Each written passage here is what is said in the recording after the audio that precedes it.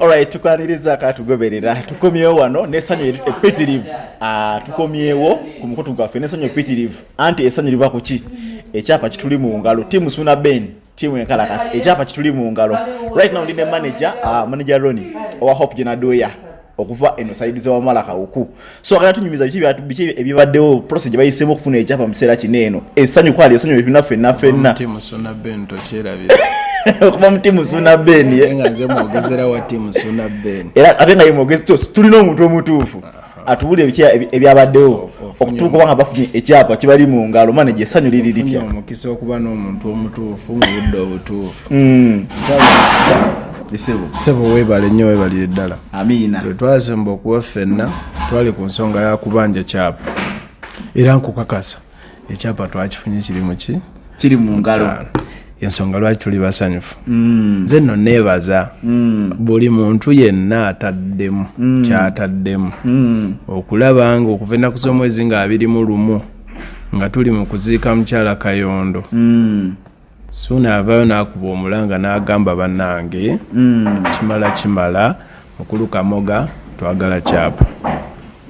Ensonga eyo yatambulira ddala era abaana bakubye emundu esese muganda wange Suna bere enabafutu soja nayo kati sije tuli naye kyobumanya nti emundu ekoze eki emundu evuze so twebaza nnyo buli muntu alina kyataddemu era we ntwalira omukisa okwebaza Mwami Kavuma mukulu Keti oba Aji Kavuma akoze omulimo gw'amaanyi nnyo okwasaganya Muzeeyi Ssuuna n'abooludda olulala okulaba nga tufuna ebyaffe bye tukayanira sebeera kati ennyumba yaffe officially yakomyewo ku ssaawa zino tugenda kuddamu kulongoosa buto nyumba yaffe we twakoma ekifo sawa ya kulongoosa kifo nyumba tekyali kifo singa kyali kifo twali tukyesonyiwa naye yali nyumba gye twali tukola ki gye twali tukayanira abantu bataddemu okwagala era tozannyisanga nnyo amaanyi g'abantu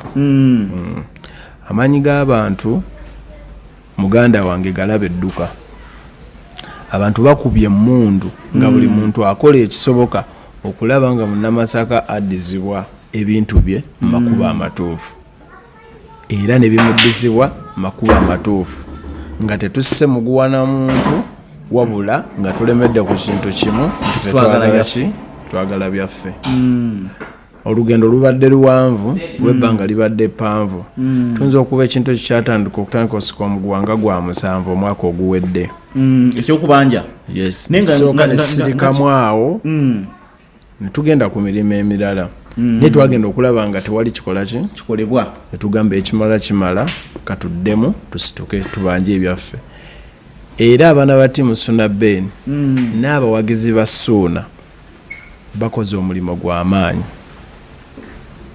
gwe buli kyomanyi ekyetaagisa babadde basobola okukikola okufuna ekyapa kya Suna Ben nga bafuna obwenkanya nakakasiza nti abantu basajja balina amaanyi balaze obumu nkijjukirako olinga kugamba nti munnamasaka omugenda mpola si bantu bantalo si bantu balwanyi naye bwe bakimanya nti kyebakanira kyekituufu muganda wange balemerako tosobola bawangula nabadde ndaba ku nsonga z'ekyapa nga ndanabe obukakamu Suna Ben byabadde nabwo ng'ali ne Kamoga property consultant wano ne Haji Keti ne Nambwa wali bbali ebbanga lyolabidde Ssuuna wali omulabeko ng'ayomba musajja mukaka mu stiiro kati yoyo omutuufu nadde manye nti ekiri nti ababanja bamulyawo okumpi agenda beera nga alaga omwoyo gw'okubanja ogwo ogw'okuyaayaana tewaaliwo nnyo nsonga emuggisaayo nnyo obusungu bungi ng'ate bali ku nzikiriziganya ye gye yali yeetaaga ekituufu yabagamba ye kye yeetaaga kyekyapa agala kyapa nga kiri mu mannya ge kati tewali nnyo nsonga lwaki ate gwe omulaba nga si ye muntu omukambwe nga bw'omulaba naffe ababeera naye ebbanga lyonna lye tubeera naye si musajja muyombi era ye ensonga ye yali straight nti njagala kyapa kyange nga kiri mu mannya gange era bwe batuuse ku nzikiriziganya nga kituuse okukolebwa ekyapa kyakoze eki yakifunye kakati nze bali abasaidi endala simanyi bo kiki badde balina kukola oba kiki badde balina kuteekamu okulaba ng'ensonga egguka mu budde y'omukulu bw'akola ki bw'adayagaliramu era ensonga bw'ebanga yawedde tosobola kuddamu tulaba nga tuddamu okukola ki okuzoganya omuntu yenna mission yali yafuna kyapa kweddiza byammwe emirimu gyaffe gigenda kuddayo gitambule nga bagibadde gikola ki gitambula naye mu nsonga zino zonna sala yokusuna beni nga avayo kuyenga ye kujjayo eddoboozi lye otoyagala olekedde ttiimu suna beni emulwanire okujja eddoboozi atya okuvayo naye nga ye ng'omuntu n'alemezaamu nnyo okola ekitalekanaga nti bwanje ekyapa n'azikiza naye nga abaana ku social media badde bakubira ddala bw'oba omanyi nti olina abawagizi bo ng'obeekakasa tegeeza baba bakukkiririzaamu n'ekyo ky'oba osazeeyo kituufu nnyo ekyo so akola kyasobodde nammwe abamukkiririzaamu ne mukola kye muteekeddwa okukola kituufu nnyo ensonga lwaki omuntu aba nga oga nti aba n'abantu be kisuuna naye alina ababa bamukkiririzaamu n'abalala nabo balina abaabo abakola ki ababakkiririzaamu lwakuba ebiseera ebisinga ensonga bw'ebanga omuntu gyayogerako nga ntuufu abantu bonna basobola okgiyingiramu ne bamulwanirira kati nga bulabayo mu simeya bwe yayingira mu nsonga Equity for Men yagiyingiramu kuba yali akimanyi nti kyenwanako kiri mu makubo matuufu singa siga nti tewaali nnyo nsonga lwaki ayingira mu kintu nga teekakasa nti kyayingira mu kiki kituufu so yayingiramu n'abalala ne batukwasizaako okulaba nga ensonga egguka otukola ki tufuna ebyetaaga tubeebaza mwebale kulwana abaana bangi abakubye emundu tosobola bamenya n'obamalayo ebyaddala n'abaana bakubye emundu ng'eri serious era nkiwa neyaji wabadde akkiriza nti kituufu abaana bakuba amaanyi g'abantu tegeepankwako so mwebale mbadde ntunuulira ebibuuzo ebigenda mu social media nga bagamba kisoboka kitya mu bwangu mu weeks lunaku bunaku okubanga omusajja afunye ekyapa kye mu butuufu bwakyo naffe kyetwebuuza naye gwe weebuuze nti ye gwe batadde ku muliro ye yagamba ki kuza ye saidi endala ebadde bangibwa ye alowooza yagamba ki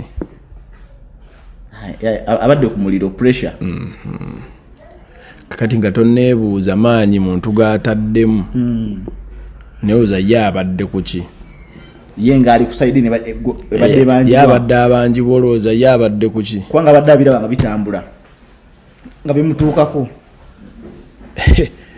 waliwo omulenzi yagamba nti olunaku nga lwakedde ne lukukyukira emmere gye walidde eggulo ng'ewooma nnyo leero ebeekaawa nnyo naye nga tomanyi lwaki yabadde esinga okuwooma olwaleero ogirya ng'owulira ekaawa olomanya ebintu biba bikyuse the other way round nga bikyuse bitaniize wategedde so ebintu ebisinga tekiriwo ntwadde tulwana lwa Ssuuna yekka n'omukyala yenna singa anaaba avuddeyo ng'ekintu kyakayanira kituufu tusobola okuyimirirawo ku lulwe ne tumulwanirira yes kubanga tuba twagala bwenkanya nga tukimanyi nti kyalwanako kituufu titugamba mbu twalwanye lwakuba Ssuuna twagala atwale nedda n'omukyala ajja kubaayo nga kituufu yabaddeyo bweru w'amawanga n'akola akasente ke n'akasindika n'olwokuba omwami yakalisiivinga ate n'ayagala ebintu abyeddize nti olwokuba yalisiivinga akasente ako naye aba yeetaaga obwenkanya era oli abadde avayo n'agamba nti abo lwaki bonna nsaasira omukazi alwanirira abasajja yes naye ate n'omukyala waliwo omwami ayagala okunyigiriza obunyigiriza omukyala kiba kitegeeza nti naye tujja kuyimirira naye mu nsonga eyo tumulwanirire kubanga yaba omutuufu ku ku ekyo. Yes, abakyala gye bali ababonaabona kabakola akasente kaabwe ne bakatuweereza ate gwe bakawadde noda mukazi anyirawo okukosa ebyo byolira ebikusanyusa ng'omuntu bategedde. Ekitegeeza nti singa ate mwe mugamba nti era omwami ye mutuufu awo mwe mbeera abakyala. Ne mukirabika muyina okubanga mubeera ku ludda olutuufu. Kati ffe abaali bamanyi ekituufu nti nga nze Ronnie mbaddewo nga buli kimu mmanya bwe kitambula, ennyumba ya Suuna bwetambula, kino tukikoze, kino kituuse wano, kino kituuse wano. Bwe sivaayo kulwanirira ku sayidi ya Suuna mba muliddemu olukwe, kubanga gwadde omanyi nti kino kyekituufu. Niye ate era nsaasira oli abadde avaayo ayingire mu lutalo nga tamanyi nakyo kigenda mu maaso. Nga ye agamba ati ngenda kizi kingenda nakyo tamanyi kituufu kyekiriwa. Wategedde. Okay, manija gwe ng'omuntu abaddeko ne Suuna Ben era amaze naye ebbanga eddene. Kikyo ekifula Suuna Ben okubanga nti bamwagala nnyo. Ebintu byakola bingi. Tosobola kuvaayo n'omenya kimu nti kino kyekimufuula ow'enjawulo. Oyinza ogamba omusajja obambi wakisa, omusajja omulungi, musajja bw'ati. Ebintu byakola bingi. Kati buli omu abaako ne wamwagalira. Ate nga byanjawulo. Buli omu wamukute wamwagalira. Omu wamusanze mu kiti kye. Waliwo ajja okuvaayo agambe Suuna nkubira akalango nga ye wamwagalira. Waliwo ajja okuvaayo agambe nti Suuna bw'aba ku leediyo ankolera bulungi nnyo. Waliwo n'agamba nti nze yaye DJ wange asinga era kyakola kyekisinga, naye n'akola ki? N'amutwalira awo. Waliwo n'agamba nti nze njagala mbeera ze, so tosobola kuvaayo n'omenya n'ogamba nti Suuna wakabi kubanga akola kino. Kituufu. Ebintu byakola bingi. Fe ababeera naye alina byatuwa ebyokuyiga bingi. Ensonga lwaki? Ensonga zino bwe zaabaawo ebigambo bye byalinga bitono. Tosobola mulaba buli lunaku nti omulaba mu kamera leero n'akaanira kino enkya n'akaanira kiri. Adde nga musajja musirise ng'alinda paka ekyavuddewo ng'afunye ebibye. Kyateeka kasa takiteekako ssira. Kituufu. Wadde nga twalabyeko ekyapa kyafunise naye twaweddewo ku byayogeddwa nti wadde nga kifunise alina ozimbira omukyalo olyennyumba. Era ezo enteekateeka ziri wakati we n'omukyala kukkaanya kwabwe. Kuliko abadde babita mu social media abagamba nti agenda giyingira paka nga nzimbidde omukyalo olyennyumba. Omuntu atabadde mu meeting ete yandibadde nnyo ng'ateesa ku ekyo. Kituufu. Omuntu eyabadde mu meeting ye mutuufu. Oba babiri yabadde mu meeting nga yeekakasa ekyayogeddwa ababiri abo yalina okuvaayo ataanye ku ekyo. Naye ate abaddeyo ekyakireke. Embeera bwete bwe yabadde. So olunaku lweggulo natwadde mu masanyu nga Suuna Ben yeddiza ekyapa kye. Era abawagizi baffe bonna tuteeka okufunayo enteekateeka ebaddiza tufuneyo endongo oba inaaba ya kinyanyi oba tunaagituuma linnya ki? Endongo y'okweddiza. Tujja kufunda bwe tunaagituuma omutegesi yenna anaaba akiwoomyemu omutwe.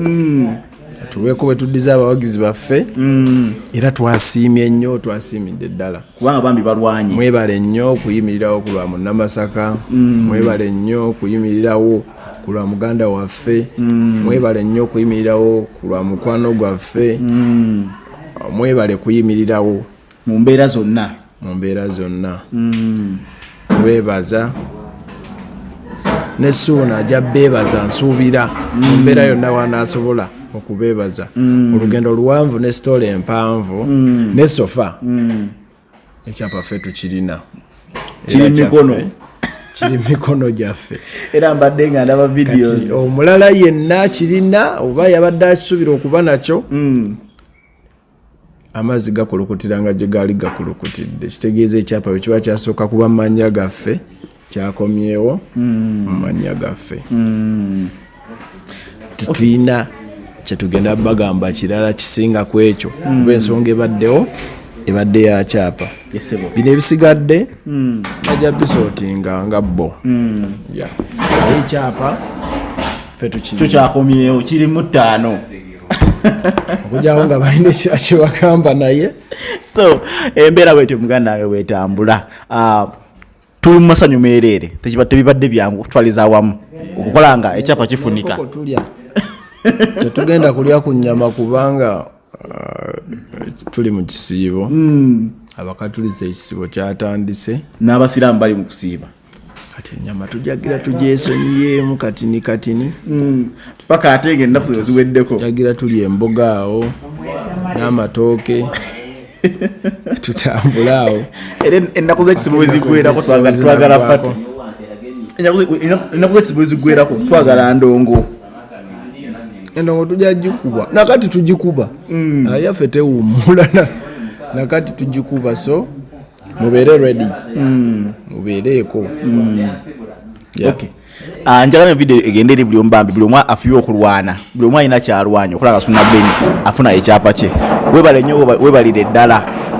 Nsimanyi bandifuna omukisa ne meeting omukulu Ssuuna Ben mwennyini nyini, Mukama luwa agumpadde ndi muzisinkana. Nembako okwogeramu ko naye tulabe era bwe ndimufuna ndimubaleetera waneeno mu ngeri ey'enjawulo nga mu kaseera kaneeno eyo kikiri ku ground.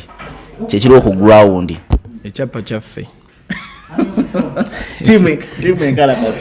Timu enkalakasi, timu Ssuuna Ben webale. Omuntu yenna kyalwanye webale. Tulina bebaza bwebaza era tuli basiimu nnyo. Nagambye mu nsonga eno nayongedde okutyaba ekitundu ekikyala naye wayi ekyo sigwe mulaba naye nagambye mu nsonga zino abakyala nyongedde obbawa obudde. Omukyala asobola obankireke naye nga embeera bwetyo bweri twebaza buli ombambi akoze kyasobola okulaba nga alumba onaabawulira boloso sijja kuma muliro gwesisobole kuzikiza kangwerekereze ate tulabe ekiraba kiddako ndowooza babeere bulungi. Kale mbeere bulungi. Baganda tweyanzanye tweyanzege mwekumire okuba mu subscribing mu like mu sharing tugenda kungula baleetera ate ebipya n'ebitambula ebirala bingi nnyo mu zino ensonga.